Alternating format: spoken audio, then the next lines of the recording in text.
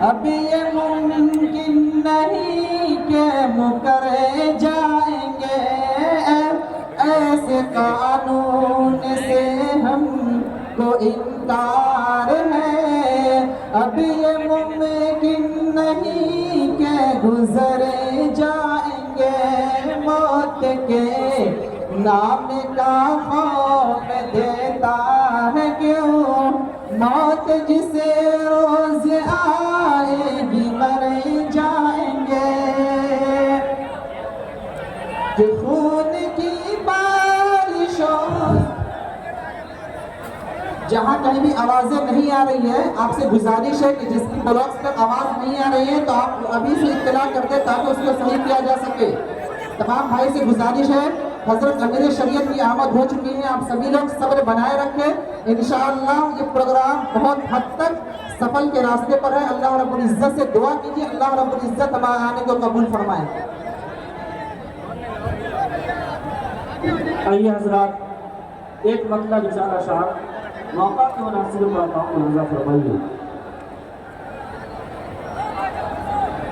कि पटना जरूर आए हैं 29 जून को, पटना जरूर आए हैं 29 जून को।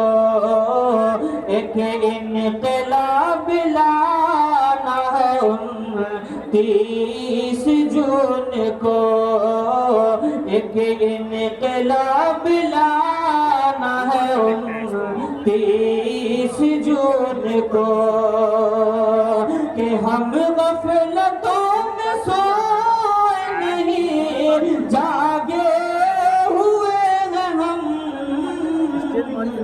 दुनिया को ये दिखाना है 29 जून को, दुनिया को ये दिखाना है 29 जून को।